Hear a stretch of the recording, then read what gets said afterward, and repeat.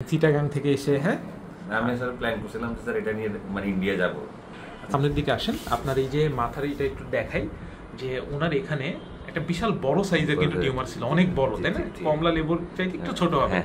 আচ্ছা, ওনার এই যে আজকে আমরা সেলাই খুলে দিলাম, আমরা অ্যাকচুয়ালি স্ট্যাপলিং করেছিলাম, দেখেন মাঝখানে কোনো দাগ নেই এবং পিনের যে ফোটা ফোটাগুলা ওগুলা কিন্তু আমাদের চলে যাবে, আমরা ওষুধ দিব দাগ মেশানোর জন্য ইনশাআল্লাহ। সুন্দর একটা শেপ চলে। আচ্ছা, আপনি একটু বলেন অপারেশনের পরে কোনো কষ্ট বা আমরা যেরকম বলছিলাম এর বাইরে কোনো কিছু হয়েছে কিনা? একদম আমি আসলে স্যার অনেক স্যাটিসফাইড।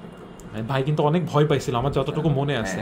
অনেক ভয় পাইছিলাম এবং চিটাগাং থেকে এসে হ্যাঁ আমি আসলে প্ল্যান করছিলাম যে স্যার এটা নিয়ে মানে ইন্ডিয়া যাব, কিন্তু আমার কাছে আসে এটা মনে হচ্ছে যে মানে আমি আসলে তাহলে কি যদি আপনার ওই ভিসাতে এখন তো বন্ধ না হলে চলে যেতাম স্যার এটা চলে। আচ্ছা ঠিক আছে, আমরা চাই যে আমাদের দেশেও ভালো চিকিৎসা হয় আলহামদুলিল্লাহ, হ্যাঁ, এবং আমাদের কাছে কিন্তু আল্লাহর রহমতে ভারত থেকেও রোগী আসতে চাচ্ছে, হ্যাঁ, দেখা যাক।